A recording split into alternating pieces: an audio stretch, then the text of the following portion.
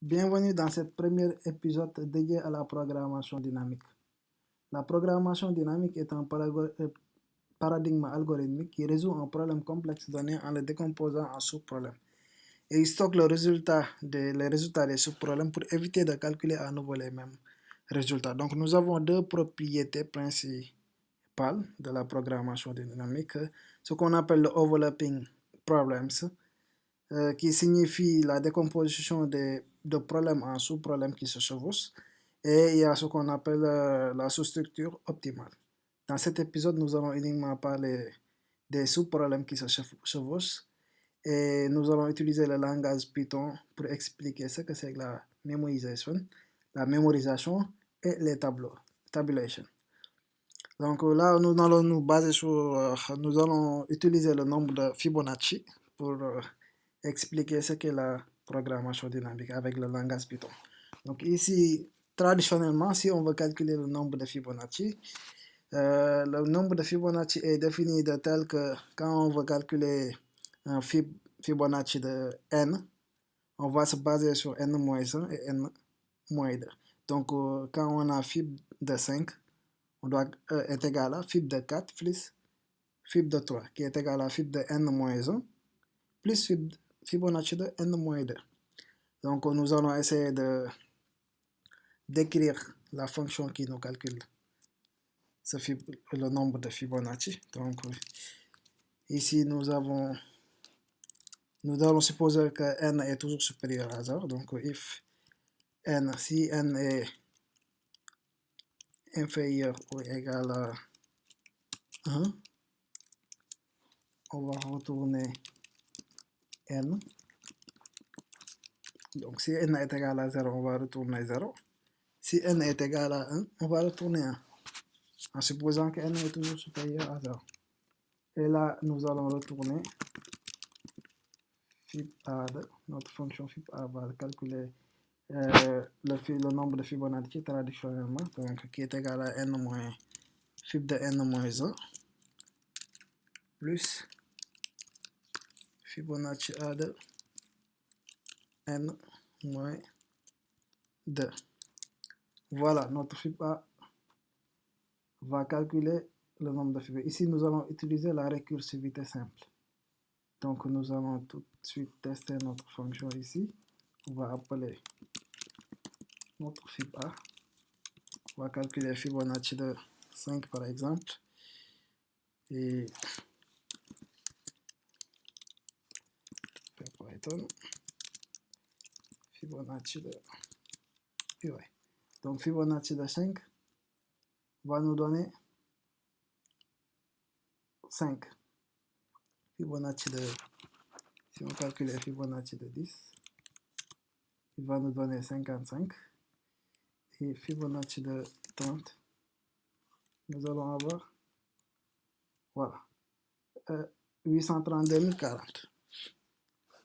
Ici, le principal problème que l'on a est qu'on utilise la récursivité. Donc, il y a une répétition qui va se faire. Parce que quand on va calculer un Fibonacci de 5, il faut calculer Fibonacci de 4 et Fibonacci de 3. Et quand on va calculer le Fibonacci de 4, on est obligé de calculer le Fibonacci de 3. Donc ici, on a Fibonacci de 3, ici, on a Fibonacci. Donc il y a une répétition qui se fait. Donc pour éviter cette répétition-là, on va diviser notre problème en plusieurs sous-problèmes. C'est là que vient la programmation dynamique. Ici, nous allons utiliser la memorisation, c'est-à-dire la mémorisation. Donc au lieu d'utiliser chaque fois de recalculer le Fibonacci de 3 ou de recalculer le Fibonacci de 2 dans les deux sens, donc on va juste l'utiliser une fois et l'enregistrer dans une cache. Donc avec la programmation dynamique, nous allons créer une fonction de mémorisation. Ici, nous allons faire la même chose. Donc ici, on a qui va prendre un int, va retourner aussi un int. Notre fonction va retourner un int. Voilà. Donc là, on va calculer le Fibonacci comme on avait fait ici. Je vais juste faire comme ça, copier-coller. Là. Mais cette fois-ci, au lieu de retourner n directement, on va initialiser notre lookup. Notre lookup, c'est une liste où on va enregistrer, on va faire une mémorisation. Tout ce que les valeurs qu'on a calculées d'abord, qu'on a calculées avant, on ne va pas les répéter. Donc, on va juste les stocker dans notre lookup. Donc, on va faire lookup de n est égal à n. Donc, quand on va calculer la Fibonacci de 1, on aura 1. Quand on va calculer Fibonacci de 0, on va juste utiliser lookup de 0. C'est la même chose pour chaque valeur qu'on va calculer. Donc ici, if lookup, donc on va regarder si notre lookup is none. Si le lookup plutôt de n plutôt,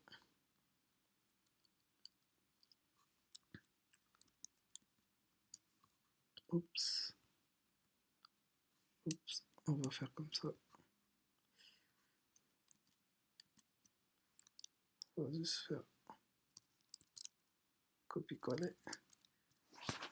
Donc si on n'a pas encore calculé la Fibonacci, là on va la calculer. On va faire lookup de n va être égal à lookup de n moins 1. Non, au lieu de dire, on va calculer le Fibonacci de Fib lookup de n moins 1 plus Fib lookup de n moins 2. Et là, nous allons retourner lookup de n. Et ici, on va utiliser cette fonction-là qui fera appel à lookup, à notre fonction Fib lookup. Donc ici, le Fib va calculer notre Fibonacci. On va juste initialiser lookup. Utiliser lookup est égal à lookup sera une liste au départ qui aura des valeurs vides parce qu'on n'a pas encore les Fibonacci. Et puisque n sera compris, on doit calculer le lookup de n.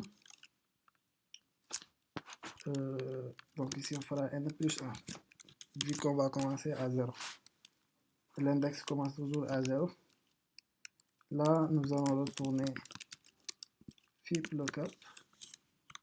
Donc Fib lookup de n et là on va mettre lookup. Donc si on va calculer lookup de 5 par exemple, quand on va calculer Fibonacci de 5, donc on va regarder si Fibonacci de 5 n'existe pas encore. S'il existe, nous allons retourner lookup de n, c'est-à-dire le Fibonacci de 5. Si le Fibonacci de 5 n'existe pas, nous allons calculer le Fibonacci de 4 plus le Fibonacci de 3. On va essayer de faire la même chose ici. On va faire appel à Fib B de 30 et on va faire comme ça.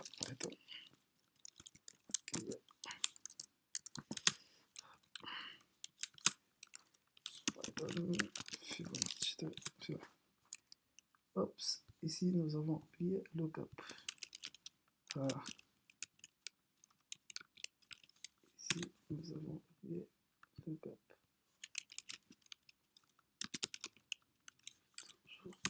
Voilà.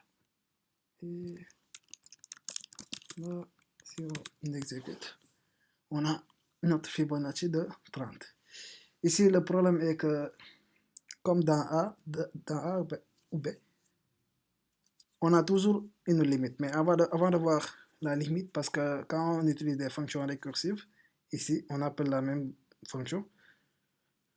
Là, nous avons des limites, donc le maximum de profondeur. Mais là, nous allons voir pourquoi la programmation dynamique est importante ici, parce que là, on a une réduction très forte côté temps. Donc, je vais faire ici un import. Nous allons vérifier le temps d'exécution de nos deux fonctions, fil de A, fil de B. Là, je vais faire T1 qui est égal à time.time. Time.time qui va nous donner le temps en millisecondes. T2 est égal à la même chose. Time.time aussi. Time.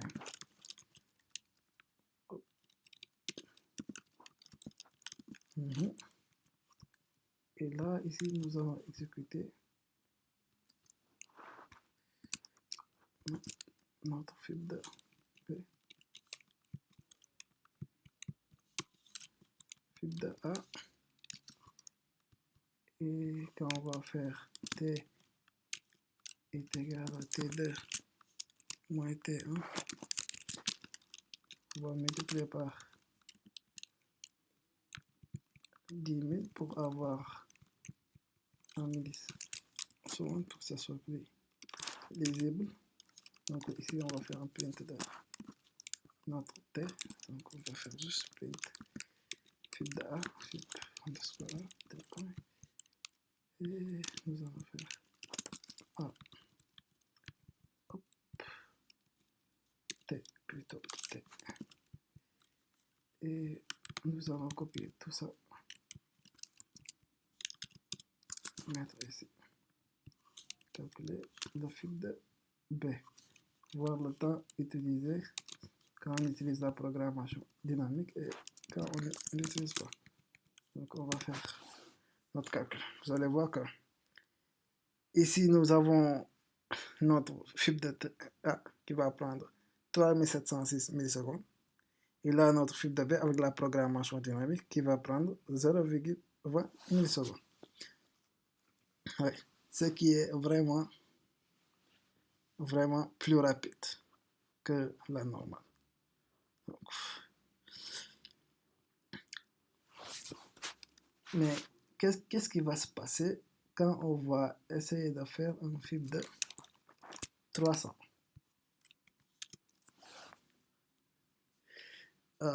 Là, ça prend trop de temps. Et on va interrompre. Mais quand on va faire fil de 3000 maintenant, qu'est-ce qui va se passer? Oups, nous avons un maximum recursion def exceed. Nous avons atteint la profondeur de calcul d'une fonction récursive qui s'appelle. Donc là, pour éviter tout cela, il y a ce qu'on appelle la tabulation, calcul par table. Donc nous allons essayer d'utiliser une autre propriété de la programmation dynamique qui est appelée tabulation. Tout à l'heure, nous avons fait ce qu'on appelle la mémorisation, et là, nous avons utilisé la fonction tableau. Donc notre fil de C va calculer ça. Donc nous allons toujours faire comme ici. Parce que là, on commence de fil de 5 pour aller en bas. Maintenant, pour la tabulation, la fonction de tableau, nous allons utiliser nous allons passer de bas en haut au lieu de haut en bas. Donc pour calculer fil de n, il faut d'abord calculer fil de 0, fil de 1, fil de 3, et ainsi de suite jusqu'à aller à fil de n. Donc là, nous allons juste initialiser notre lookup qui est égal à 1. Et là, nous allons mettre un autre lookup de 0 initialisé. Parce qu'on connaît déjà est égal à 0. Et nous allons faire encore lookup de ici 1 qui est égal à 1. Fibonacci de 1 est toujours égal à 1. Fibonacci de 0 est égal à 0. Et là, nous allons faire for i in range de. On va commencer de 2 à n, vu qu'on a déjà calculé Fibonacci de 0, Fibonacci de 1. Et là, nous allons faire lookup de i est égal à lookup de i moins 1, i moins 1, plus lookup de i plus 1. Et on retourne lookup de n. Voilà. Voici notre fonction dynamique de tableau. Et là, on va comme on a fait tout à l'heure avec A et B. Nous allons juste faire copie et calculer Fibonacci de 30 de notre fonction C et faire comme ça. Nous allons voir l'exécution des temps. Ici, nous n'avons pas fait de mémorisation, mais nous avons fait le calcul par tableau juste pour éviter le maximum d'F, c'est-à-dire le maximum de récursion possible. Qu'est-ce qu'il nous dit? Ah, ici c'est I moins 2. I moins 2 plutôt. Ok, voilà. Vous avez vu que notre fibre de C est 2 fois plus rapide que notre fibre de A. Ok, maintenant, qu'est-ce qui va se passer si on fait fibre de 3000? On n'avait pas calculé fibre de 3000 de notre fonction de P. Fibre de A, on avait fait 3000. Donc, fibre de notre fonction de P, nous allons faire 3000 pour notre fonction B. Oups, maximum d'exécution. Donc, même pour la mémorisation, on a un maximum def exceed une comparaison. Donc, là, nous allons le tester avec notre fibre de C. Qu'est-ce qui se passe si on fait fibre de 3000? Oups. Le calcul est fait et très rapide. En 14 millisecondes, nous avons notre résultat. Ici en 9 millisecondes. Donc, si on fait notre fibre de 5000, on peut calculer n'importe quel Fibonacci avec notre fonction de tablage. Merci d'avoir suivi cet épisode. N'oubliez pas de vous inscrire et j'aimerais bien que vous me disiez ce que vous en pensez vu que c'est ma première vidéo sur YouTube. Allez, merci. Prochaine fois, nous allons attaquer avec la programmation dynamique avec la sous-structure optimale.